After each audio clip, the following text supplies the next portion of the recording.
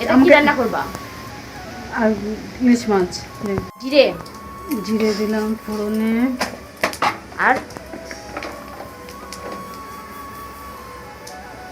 শুকনো লঙ্কা, শুকনো লঙ্কা,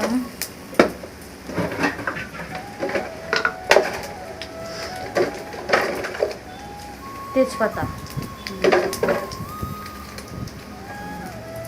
এই যে তেজপাতা, মাছ দিয়ে দেবো।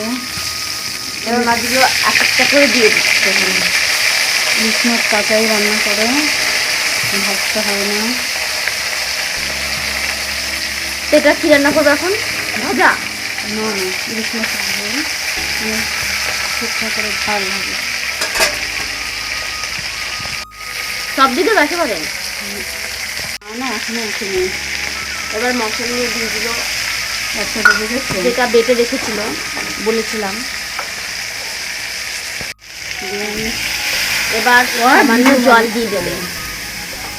ভিডিও বানাচ্ছে তাই না? এসে প্রায় 1 সপ্তাহ আগে পোস্ত দিয়েছি, পোস্ত অল্প করে দিয়েছি।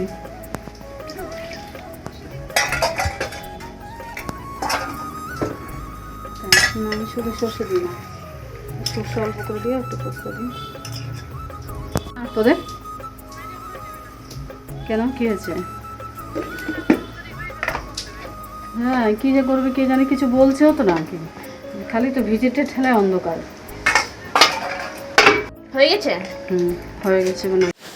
তো বন্ধুরা ভিডিওটি এখানেই শেষ করছি। অবশ্যই লাইক, কমেন্ট, শেয়ার এবং সাবস্ক্রাইব করে পাশে থেকো। এইরকম নিত্য নতুন রান্নার ভিডিও দেখতে চাইলে আমার চ্যানেলটিকে সাবস্ক্রাইব করে পাশে থেকো। ধন্যবাদ।